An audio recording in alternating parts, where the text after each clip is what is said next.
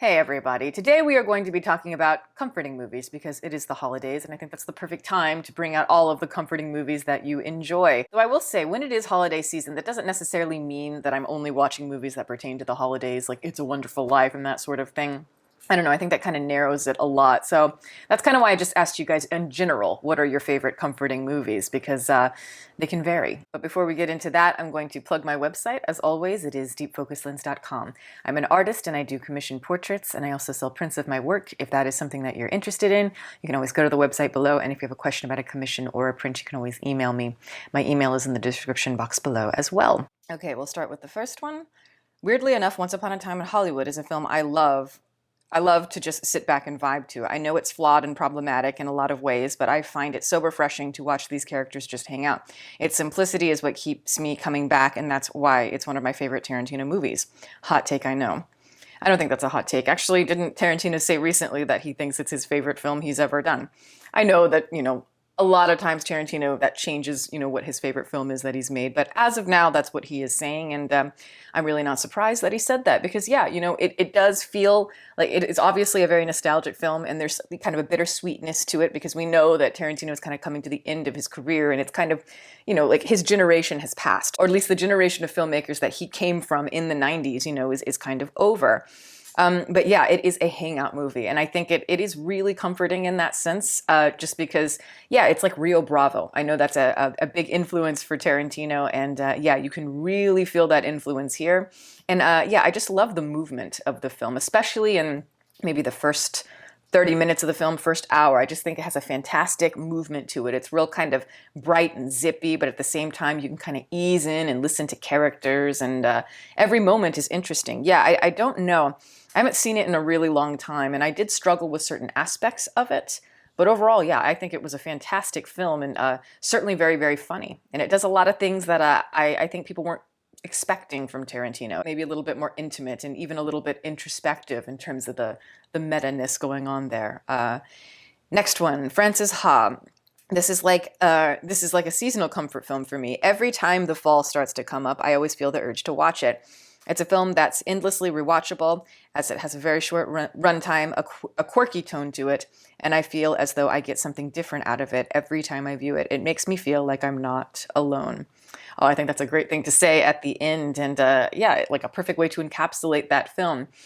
Yeah, Frances Ha just has a quality to it that reminds us of, like really old movies, maybe from the 1940s, a simplicity, a shorter runtime, and there's something about it that is timeless. But also it does remind me of like 1970s movies. It reminds me of Woody Allen a little bit, certainly. I love that the film is shot in black and white. That's what gives it that classic, very timeless quality, I think. And oftentimes when people are shooting black and white, there's usually a gimmick. There's usually, some sort of purpose around it. But here, I don't know, I just think it's black and white because it looks really beautiful. And yeah, I love that. And I also just love movies like this that take place in Manhattan. That's just a wonderful character in itself. A lot of the great films, a lot of the great comedies do take place in New York City, of course. And yeah, and I think, the combination of that with Greta Gerwig and her writing, she's obviously really quirky, but she's also really adorable. And I think this movie brings out all of her best qualities. She is so talented, but in a way she can kind of mask that and seem very relatable. And as you said, this movie does make you feel like you're not alone. And I think you've nailed it. Mrs. Doubtfire, it's just super nostalgic, pure 90s vibes, and it has so many quotable lines. It's oddly comforting, although the scenarios are incredibly stressful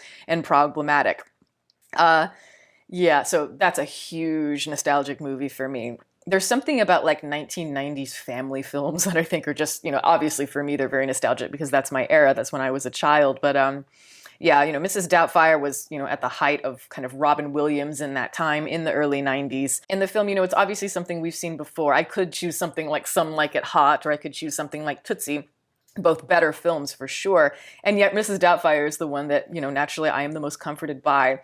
And yeah, as you mentioned, it's the scenarios, they're very stressful, but I think it is the slapstick comedy. I think it's the way that they build those sequences that really makes it a lot of fun. And I think one of the reasons I love this movie so much, and I'm not kidding, I think it's genuinely because a lot of the sequences revolve around food.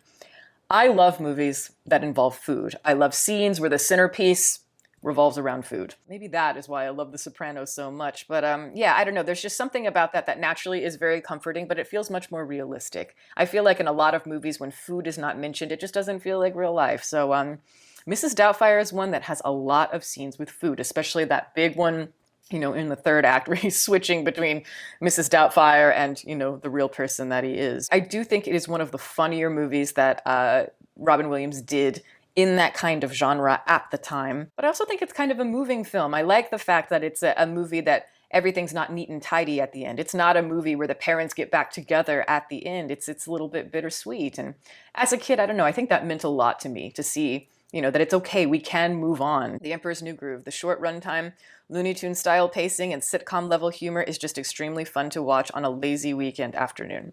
Yep, absolutely. I think it's funny you guys are picking movies with like real short run times to be really comforting, because I tend to go more for like the 3-hour epics, like Gone with the Wind. Those are, movies that are comforting to me, but I totally know what you mean about Emperor's New Groove. I was just thinking about Yzma the other day. I do think she is one of the great villains in Disney movies, just ultimate Norma Desmond, but with the perfect amount of comedy to it. Really, I think she steals the show. I think Kronk steals the show as well, but I think just all around, it's a fantastic ensemble cast. And even the way that they're drawn and everything, it's as if the people who actually voice the characters could play the characters in real life, just in the sense of like body-wise, they kind of have that quality. And I think that informs, it helps the animation, absolutely. But yeah, this is one of the funnier movies. And, obviously when it came out, I think it was pretty underrated. But nowadays, I think there's so many people that absolutely love this film. And again, how could you not? Is it as dramatic, as ambitious, as heavy as some of the other Disney films? No, certainly not. And that's why it's, never going to be, like among my favorites. I'm not going to rank it up with like Fantasia and stuff like that, but it is really fantastic. I think it's one of the better light Disney films out there. And just from kind of like a screwball comedy sense, it's zinger after zinger after zinger. And yeah, I can't think of another Disney film that has that effect on me. The Wizard of Oz. I was ill a few weeks ago and needed something beautiful and gentle in my fragile state. I've loved it since I was 9. The colors, costumes, sets, music, and adventure are all wonderful. This movie is a perfect bubble of joy. Interesting. Yes, that is a comforting film for me as well, of course. I think it is for a ton of people, especially, little girls who wanted to be Dorothy like myself. But yeah, when it comes to Wizard of Oz, though, I disagree a lot with what you're saying, though. I mean, that's cool if that's how you feel. I don't see it as like a bubbly and joyful. I see it as really creepy because, yeah, I just watched it very recently. And as I was watching it, it was so quirky and so strange and quite haunting. And it reminded me a lot of like Over the Garden Wall, which is a show. I know a lot of people really love that show. It's a show that is very adorable, but it's also really eccentric. And it's got some creepy moments in it, almost Lynchian moments. And I mean, obviously, Lynch is heavily inspired by movies from this era, the MGM era, Victor Fleming era. But yes, wonderful film, incredibly ambitious and visual and just very clean from like a story building standpoint. And the humor of it is really interesting. I found it to be a lot smarter than I remembered. I always saw Wizard of Oz more as like, a major psychedelic journey, and obviously a lot of people do. Peeling back the curtain to reveal the wizard and all of that, but you can interpret in all kinds of ways. But one thing that I find really interesting just from that era, the MGM Technicolor era, is just, it has such a creepy quality to it. It's, it's something about the faces and kind of the acting style of the time, and just everything about it is really, really creepy. It is like a horror movie, and it's like, there are so many times, and I've always wondered this, it's like, I wonder how conscious of that they were, the filmmakers. It's like when Victor Fleming is making this film, he's like, is he sitting there thinking like, okay, I want this to have kind of a grotesque, kind of gothic quality, something a little off? Or was he truly going for like magical storybook, kind of joyful, as you're saying here, where it's not meant to read as haunting in that sense? But, obviously just that era, I've always found it to be very creepy. And I just wonder how conscious they were of it at the time. Uncut Gems is my comfort movie. I feel at home with the stimuli. I'm the type of person that needs the TV on and the music playing in order for me to write an essay. It just engages me in a manner that doesn't let go once it has me and keeps me busy. I never feel overwhelmed. I never feel like it's leaving me behind. I'm right there with it. It speaks my language. We share wavelengths. That's interesting. And I think Uncut Gems really touched a nerve with people. And yeah, I think what you're saying here, especially towards the end where you're saying like you never felt overwhelmed, it always felt like just enough. It's never leaving you behind. And I think that's the brilliant power of the Safdie brothers, is that yeah, it could so easily feel chaotic. It could so easily feel aimless, a lot of what they're doing, especially visually. And yet it doesn't. There is just enough focus. There's just enough of a direction that you do feel that clarity. And even in the midst of, everything being very like gritty and kind of, grainy, 1970s kind of in its style, it still has that major touch of like the art house, the characters and the world building and just the colors visually, just the aesthetic of everything. I do think that they're really amazing when it comes to the detail. And I think Uncut Gems in particular is really, really good with the detail. And I think it did a really, really good job at building its main character. Even though I maybe wasn't rooting for the main character, I still found him to be really fascinating. And I think just the casting of Adam Sandler was brilliant. Though I will say, Uncut Gems, while I do admire it, and I think the filmmaking is really, really great, it does not emotionally resonate with me like it did a lot of people. And I guess I want people to explain that a little bit more to me, just why it moves certain people emotionally, because I'm more drawn to a movie like Good Time, their previous work, the Robert Pattinson film. See, for me, that's more comforting. There's something about it. There's something about the pacing. It's just, it's really kind of an adrenaline rush of an experience. And yes, it has that kind of art house quality to it as well. It's maybe not as complex as a movie like Uncut Gems. I think there are more layers and more ambition to a film like that. But yeah, there's something about the film Good Time that I could sit back and watch that at any point and just feel okay about the world. Bringing Up Baby always cheers me up. I always put it on when I'm ill. I think it's partly because I adore Cary Grant and Katharine Hepburn, but it's just an easy to watch film that makes me smile. Yes, that is one of the great screwball romantic comedies you will ever see. Ever. Just, yeah.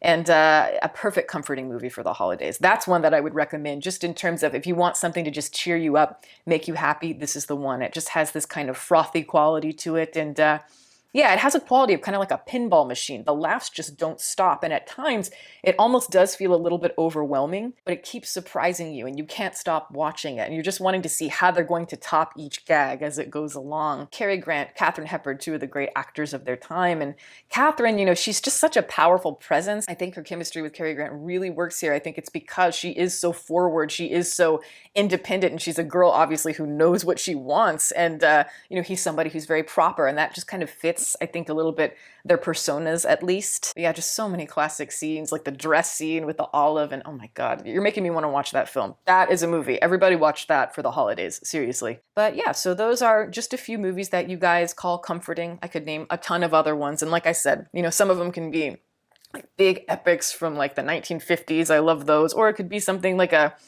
movie from the 90s, like Father of the Bride. That movie always, gives me comfort as well. But that's the video. Thank you guys so much for watching. Over here, you will see my patrons, guys. Thank you so much for your support. And if you are interested in supporting, the link for that is below, as well as the rest of my social media information. You can watch more videos here, and you can subscribe if you'd like. Catch you next time.